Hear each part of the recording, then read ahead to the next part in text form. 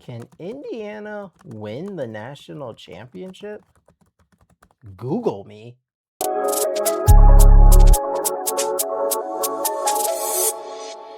Welcome into One of One Sports, the only one for your original sports commentary and analysis. I'm your host, John Barry, and today we are continuing our college football preview and predictions. We stay in the state of Indiana with last year's national champion, the Indiana Hoosiers, and we will get right into it. Last year, this is an Indiana team that went 16-0, won the national championship, and had what was arguably the greatest season, and this is not hyperbole. They had arguably the greatest season in the history of college football, being the first 16-0 team since, actually, I didn't write the year down, fortunately, but it's way back because they haven't played 16 games in forever. You get the point. Now, going through what they lost. So, you lost a lot, mainly on offense, and we are going to start by talking about Fernando Mendoza because he was the best player in all of college football. You lost the best player in all of college football. He won the Heisman Trophy. He was the number one pick of the NFL draft, and he played the most important position on the field. You can't really overstate that. Now, maybe you can replace him. There's been different ways teams have played after Heisman Trophy winners. We know, of course, Oklahoma famously followed up Baker Mayfield with another Heisman winner in Kyler Murray. But some teams, like the Joe Burrow LSU team, was not nearly as fortunate. We've seen mixed results come after the likes of Caleb Williams, Bryce Young. So, it could go a variety of ways, but you at least, when you lose a player this good at this position, you do have to at least question, okay, is there a step back just from the mere fact we no longer have the best player in the entire country? We'll talk more about that as we get further in the prediction. You also lost your top two running backs, Hemby and Black, who were both 1,000-yard rushers. That's huge. You lost Pat Coogan, who was one of your better offensive linemen. You lost 6 out of your top 7 receivers, including Elijah Surratt and Omar Cooper Jr., who were legit NFL draft picks. You lost, and then defensively you lose less, but you lost Aiden Fisher, who was one of your better linebackers. I won't say your best for sure because you have some really good linebackers who we'll talk about in a second. Then you also lost some star defensive backs, namely D'Angelo Pons, who had a case he was the best cornerback in America, maybe behind Mansour Delane, and then Louis Moore, who was probably the best ball hawk safety in America. Not the best safety, that was Caleb Downs or Dylan Thieneman, but in terms of just playmaking in the secondary, getting interception, Louis Moore was your guy. Now getting into who are they bringing back? Well, on the offensive side of the ball, you're bringing back Charlie Becker. That's the one receiver. He was a standout in the college football playoff. Really, really good. Arguably your best receiver in the college football playoff. That's how good he was playing. You also bring back Carter Smith, who the consensus would be is probably the best returning offensive lineman in all of college football. And then you also bring back one running back. Let me check his name. He was your third string running back from last year.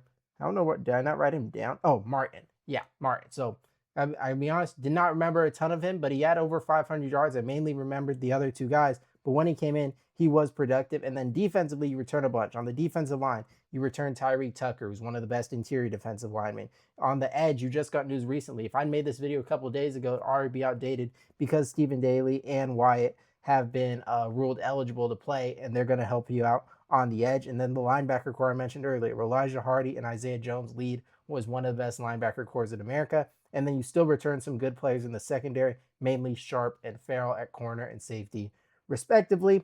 And then finally, additions. And you're going to add Josh Hoover, who I'll talk about at the end, Turbo Richard at running back, Nick Marsh, who I think is a legit potential first-round pick at NFL draft. I think he's really overlooked. We talk about guys from his receiving class. You're going to bring up Jeremiah Smith, and rightfully so, and Ryan Williams, and rightfully so, maybe last year's side, Cam Coleman, all these really talented guys. But Nick Marsh has been super productive in not the best situations. Coming in here, expect him to be really good. You bring in Shaz Preston, who had a breakout year at Tulane, alongside Tyler Morris coming in. And then Obsun Sami, edge rusher from Kansas State. I think he has like 10 career sacks, should help on the edge. And A.J. Harris, corner from Penn State, to help with the secondary. Now it's time to talk about Josh Hoover, because he is a very productive quarterback. And that's kind of what Curt Cignetti is valuing in these transfer additions, is productivity over potential. But you don't need me to tell you, I think it's been talked about at length, he has sort of a turnover problem. And I was actually at a game this year in which Josh Hoover is featuring. TCU at ASU, I think week 4 of the season on a Friday night. I was there in attendance, and TCU started really well. They were up 17-0, and what would end up becoming ASU's largest ever comeback against a ranked opponent. And the way they did it was Josh Hoover threw 2 interceptions and lost a fumble. So 3 turnovers in the one game I went to see him. That's about as many turnovers as Fernando Mendoza had the whole year. Now, it's a bit of hyperbole, but like not by much. Fernando Mendoza did not turn the ball over. Josh Hoover definitely did. If he can cut that down, there's two schools of thought. One is this is like a fifth-year player. He is who he is. He'll get you a bunch of yards, but you're going to have to live with the turnovers. The other is you going from TCU to Indiana. You now have no disrespect to Sonny Dykes. I think he's a great coach. He's made a national championship game himself. But the best coach in America who seems to have his players perform at the most insanely efficient and effective way possible. So you get better coaching with a better supporting cast, better offensive line, and you don't have to throw the ball as much. TCU was throwing it all the time. Now you've got a good offensive line. You've run game to support. You better receivers. Could cut down the turnovers. I lean more towards that side. And then finally, I want to point out about these additions and the overall state of the roster is last year, I called Curt Cignetti the Tony Stark of college football because he essentially built a national championship with a box of scraps. For those of you who are MCU fans, Iron Man reference, Iron Man 1, Tony Stark built this in a cave with a box of scraps, right?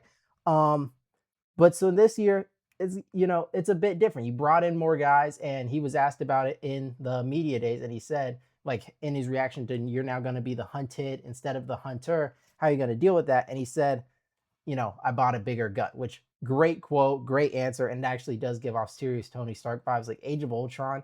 You bring a magnet for finding, niche MCU reference. But anyways, so he kind of took that philosophy of making the necessary adjustments I think you need to, okay, we won it last year, but now teams are going to adjust to us. We can't stay stagnant. We lost some of our guys. What are we going to do?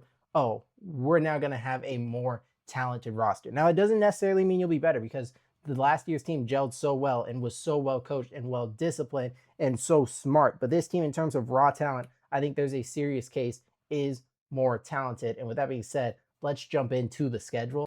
Wait just 1 second. 2 big announcements on the channel before we continue. 1, we're trying to hit 800 subscribers by the end of the college football season. So do me a huge favor, like and subscribe to support the channel. And 2nd, we are launching a new college football stock simulator game, and I'll provide the link down below, and there'll be more information coming if you want to play along. That being said, back to the video.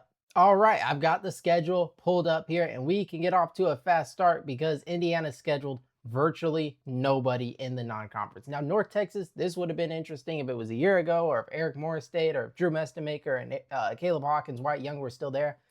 But none of those guys are still there. I think this team is going to be a complete rebuild. Don't think they're going to be very good. Indiana's going to win. And then you're versing Howard. Indiana's going to win. Don't think I need to explain that. And then you're also at home to wrap up your non-conference slate against Western Kentucky. And you win. So I will say, if you play this non-conference schedule and you lose some of your big games, like just looking down the schedule, we don't know who I'll predict yet, but you have Ohio State, you have Michigan, USC, and Washington as your ranked opponents. In a world where Washington or USC isn't good and you lose, 2 out of 3 of those games, like you could be left out because of how weak this non-conference is. That being said, it worked last year, and I understand the I understand the incentivization of scheduling, non-power conference games. If you take a look at Texas last year, I think there's a case that if instead of scheduling Ohio State, you schedule Ohio, you're 10-2 with a head-to-head win over Oklahoma, and now you're in the playoff, right? I understand it. That being said, I wish they did rankings differently so it wasn't incentivized. And that being said, it is what it is. Northwestern then at home on a Friday actually starts your Big Ten play. And Northwestern, surprisingly good last year. Now, do I think they're anywhere near being able to compete with Indiana? No, not really. And then you've got a couple of road games. The first at Rutgers, who outside of Antoine Raymond, I'm not seeing a lot of strengths on this team. And I don't think you're just going to be able, if you're Rutgers, to run the ball on a defensive line with Tyreek Tucker and Stephen Daly and Obsubanami and Wyatt and a linebacker group with Jones and Hardy. Like, good luck. Also, I meant to mention earlier, just as a note here, Indiana also very good kicker and should have good special teams. So they'll beat Rutgers. And then Nebraska, I think, back-to-back road games, always tough in my opinion. And Nebraska, I do think, is the tougher of the 2 opponents. Anthony Calandria, pretty good quarterback, was good at UNLV under Dan Mullen, and now he's coming over to Nebraska to replace Dylan Raiola, who's now the backup at Oregon. Got to keep track of all this stuff. So I do think Nebraska actually is a little bit challenging here, not in terms of actually winning the game where I'll pick Indiana, but I do think in just terms of, 1, you've got Ohio State the next week, so it's a bit of a look ahead. 2, second part of a back-to-back. three toughest team you've played to this point this year. So I don't think any of the teams have challenged them. So you'll have your most challenging opponent in a look ahead spot on the road, and you're the hunted team that everyone's going to be wanting to beat. I do think it could be tighter than expected, but I will go with Indiana to get the win. And now we get into what is the most daunting two-game stretch in the entire schedule. And I understand USC and Washington are coming up, but Ohio State and Michigan is huge. And we'll start with the Ohio State game. Well, one, at this point in the season, you're 6-0. So you've already made bowl eligibility, and you at this point have a 22-game winning streak, and you're versing Ohio State, who's no doubt going to want revenge for the Big Ten championship game from last season. This is an Ohio State team that returns Julian Sayin, that returns Jeremiah Smith, which returns most of their offensive line, and Bo Jackson, and has all the talent in the world, and is also going to be very good and is going to challenge you. That being said, Indiana is at home, and a lot of the things that allowed you to beat Ohio State last year are going to be here again. What we were able to dominate them in the trenches. Well, Carter Smith returns to anchor what should be one of the strongest offensive lines, and Tyreek Tucker returns to anchor what should be one of the strongest defensive lines. You were able to beat them with talented receivers, mainly through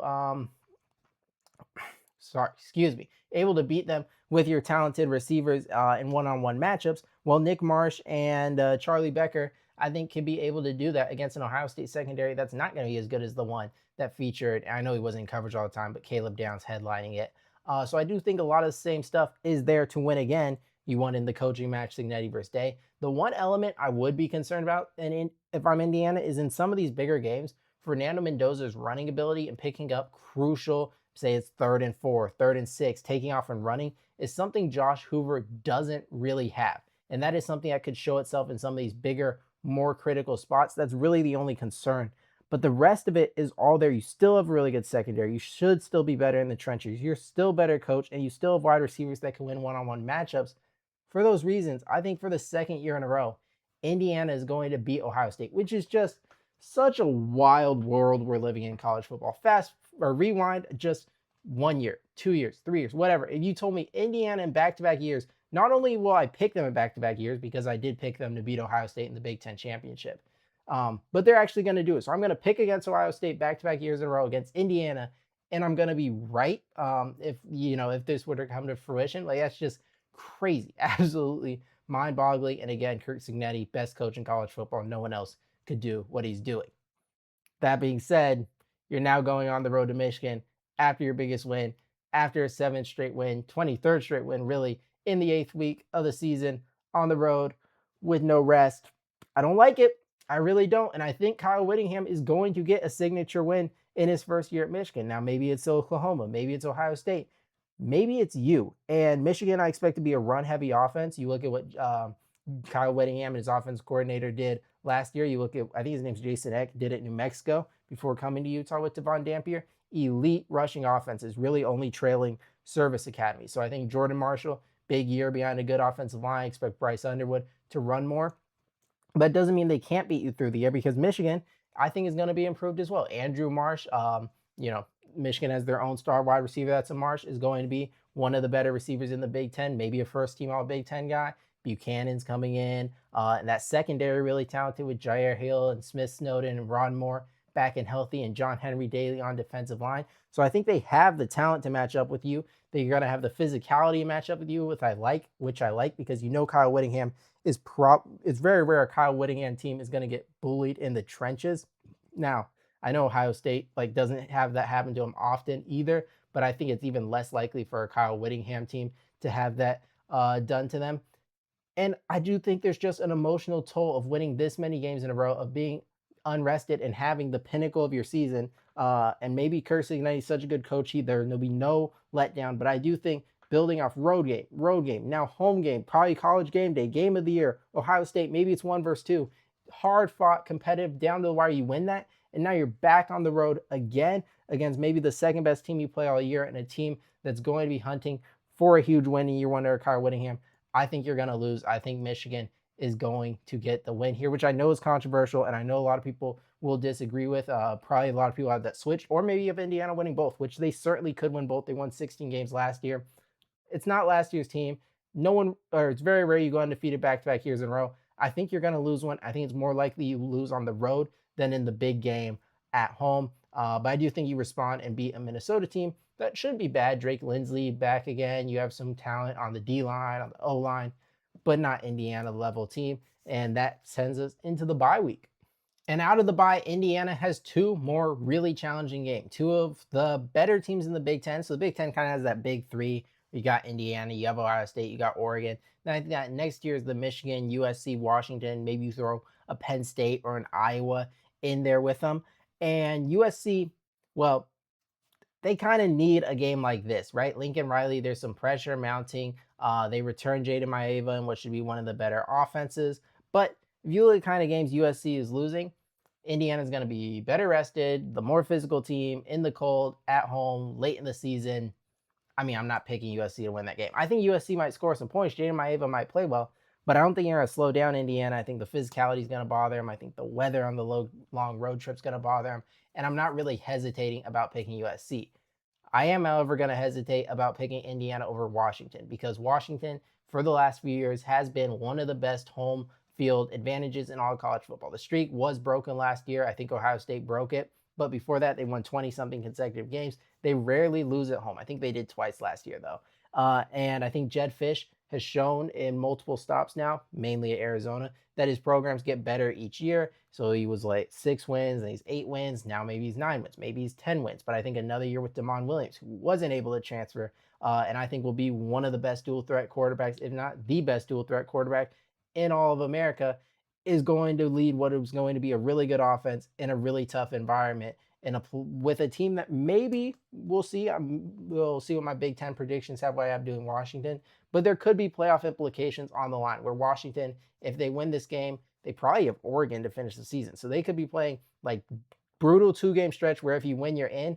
So maybe it's college game day, but either way, super hostile environment, super loud stadium against a really good team. I think Indiana escapes though, and I just think Josh, something in front of me. I gotta get rid of some of those. I just think Josh Hoover by this point in the season is going to be performing at a really high level, similar to what Mendoza did throughout the season, where by the end, come playoff time, he was operating just extremely efficiently once he'd mastered everything with the system. I think we could see a similar thing with Hoover where everything is just clicking by the end. Defense, I know, is going to be really good. And Damon Williams struggled against some elite defenses last year. I think he'll do better, but still, there's a concern there. And Indiana's still relatively well rested from a bye week just 2 weeks ago. I think you're able to go on the road, get the win, and then obviously I am going to predict you to beat Purdue, your rival at home, who's maybe the worst team in the Big Ten. And you finish with a final record of 11-1, perhaps good enough to go to the Big Ten championship, you would think, but we'll see what Michigan and Oregon and some of these other teams do. But yeah, college football playoff once again, Big Ten championship, probably. With that being said, stay tuned for more college football content. I thank you guys all for watching. Make sure you leave a like, subscribe, and I'll see you next time.